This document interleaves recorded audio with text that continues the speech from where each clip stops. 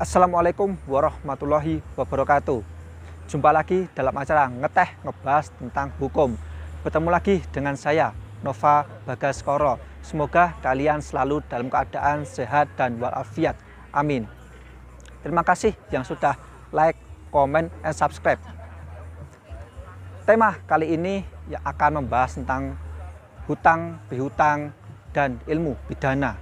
Terkadang banyak masyarakat yang sering mempertanyakan tentang perkara hutang pihutang atau pinjam meminjam, apakah bisa dipidanakan atau tidak. Bila bisa, maka melapor ke polisi. Namun kadang laporan tersebut ditolak. Untuk itu kita ilustrasikan video sebagai berikut. Para Blazensky lapor ke polisi karena merasa ditipu hingga rugi belasan miliar rupiah. Sayangnya laporannya itu ditolak oleh polisi. Ia sempat menangis mencurahkan hatinya atas penipuan tersebut. Ibu dua anak itu mengaku hartanya habis setelah kena tipu. Lewat Instagramnya, Tamara mengunggah potret masa kecilnya saat digendong sang ayah. Ia kembali curhat soal keadilan di postingannya tersebut.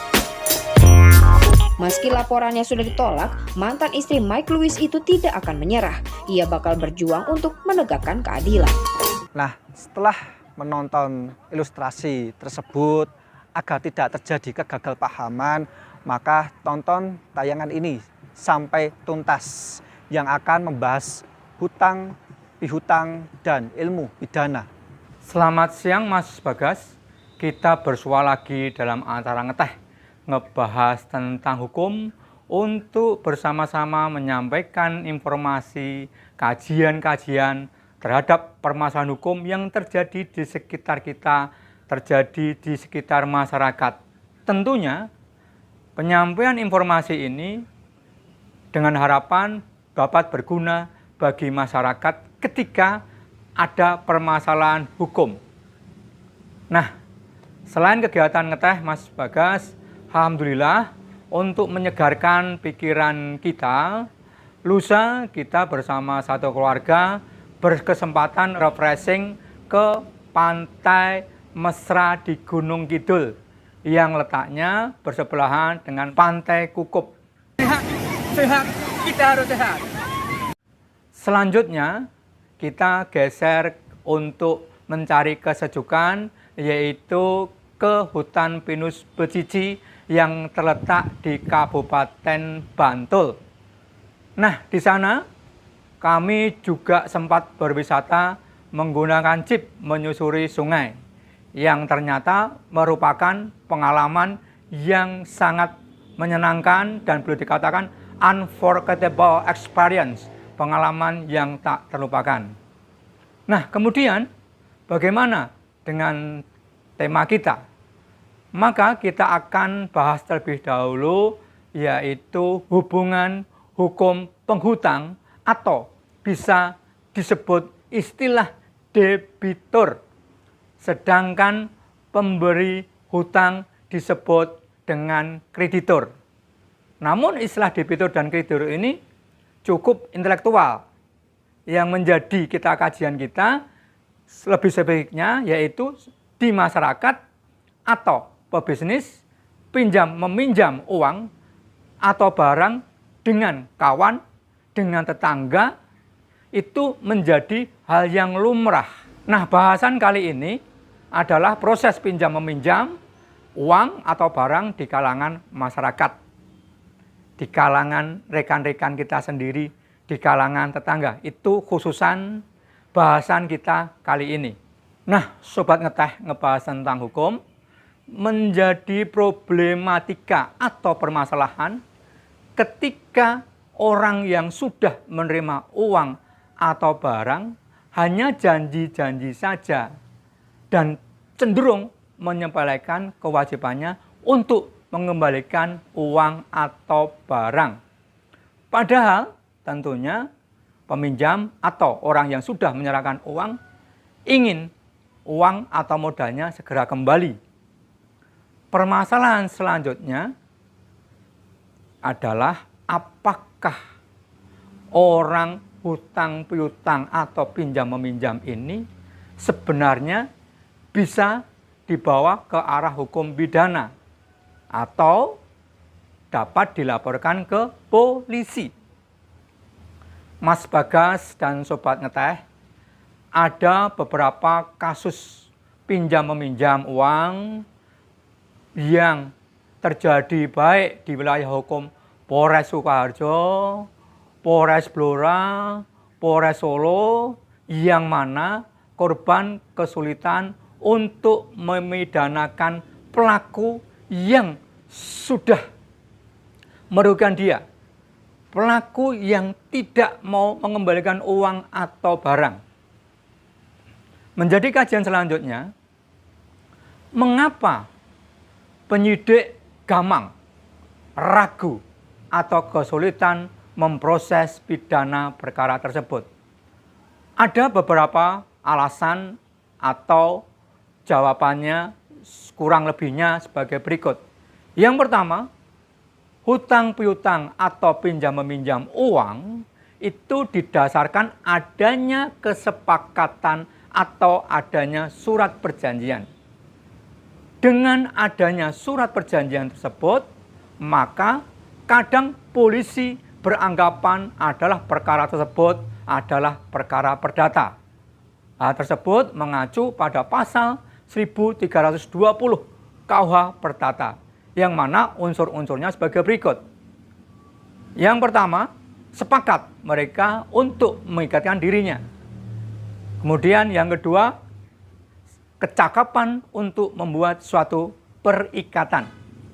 Kemudian selanjutnya yang ketiga, suatu hal tertentu. Dan terakhir adalah suatu sebab yang halal. Nah, apalagi yang menjadikan kadang pihak kepolisian gamang? Yang kedua, karena sudah ada prestasi atau sudah ada angsuran atau cicilan walaupun itu hanya sebagian. Dengan adanya cicilan ataupun sebagian prestasi, maka menggugurkanlah kewajiban. Perkara tersebut bisa kita kenal yaitu dengan perkara wan prestasi atau ingkar janji, sebagaimana yang dimaksud dalam pasal 1238 KUH Perdata. Kemudian selanjutnya, yang ketiga, tidak mempunyai alat bukti yang cukup. Ini bisa kita lihat kadang-kadang laporan itu ditolak karena tidak mempunyai alat bukti yang cukup. Misalkan saksi yang melihat, adanya kwitansi, atau ada catatan yang lainnya. Kemudian yang keempat yaitu adanya agunan atas pinjam-meminjam uang atau hutang piutang tersebut. Begini Bapak Joko, apakah hutang pihutang bisa dipidanakan? Karena bila tidak bisa dijangkau hukum, misalnya pidana, enak sekali orang yang berhutang dan tidak dibayar, namun hukum tidak bisa menjangkaunya. Mohon penjelasannya. Begini Mas Bagas dan Sobat Ngeteh, apabila ada penonton acara ngeteh atau masyarakat yang sudah menonton acara ini yang merasa dirinya dirugikan karena sudah menyerahkan uang kepada orang lain, ternyata uang itu tidak dikembalikan, atau sudah memberikan hutang kepada orang lain, ternyata hutang itu tidak dikembalikan. Nah, jangan khawatir atau ragu. Kita ikuti langkah-langkah sebagai berikut. Yang pertama, analisa atau cek apakah uang yang sudah diserahkan tersebut digunakan sesuai dengan peruntukannya saat akan meminjam atau saat berhutang. Misalnya saja saat meminjam, uang itu dikatakan untuk bisnis roti, tapi faktanya hanya untuk foya-foya. Kemudian yang kedua, tidak ada jaminan. Itu yang kedua. Jadi dalam rangka transaksi atau pinjam-meminjam itu tidak ada jaminan. Kemudian yang ketiga, ada jaminan, tetapi jaminan itu palsu. Misalnya saja ada jaminan sertifikat tanah. Namun ketika sertifikat tanah itu dicek di kantor BPN, ternyata sertifikat tanah itu palsu. Atau BPKB juga, misalnya ternyata BPKB itu palsu. Kemudian yang keempat, belum pernah ada pembayaran atau cicilan atau angsuran.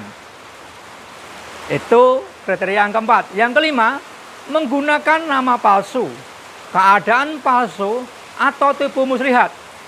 Misal, mengaku seorang direktur BUMN, nyatanya bukan seorang direktur BUMN. Atau menggunakan nama palsu. Misalkan aja namanya, mohon maaf kalau ada yang sama, Suto. Namun mengaku-ngaku di KTP menjadi Soto. Ini misalnya saja. Atau misalkan ada yang mengaku keluarganya sakit, tapi kenyataannya tidak sakit alias sehat-sehat saja. Nah, sobat ngeteh, bukannya hutang piutang itu tidak bisa dipidana, namun perbuatan itu bisa dilaporkan ke kepolisian atau dipidana, minimal setidaknya ada 2 unsur yang sudah kami sebutkan di atas. Apabila ada yang belum jelas terhadap informasi ini, bisa datang ke kantor kami di Solo agar mendapat penjelasan yang utuh. Terima kasih yang sudah menonton maupun like and subscribe. Terima kasih. Demikian penjelasan dari narasumber kita. Semoga acara ngeteh ngebahas tentang hukum selalu bermanfaat bagi kita semua. Sebelum saya tutup acara kali ini, saya akan menyampaikan sebuah kalimat sebagai berikut. Jiwa seorang mukmin bergantung dengan hutangnya hingga terbayarkan. Hadis riwayat Ibnu Majah. Tawamangu 24 Oktober 2022. Wassalamualaikum warahmatullahi wabarakatuh. Nova Bagaskoro.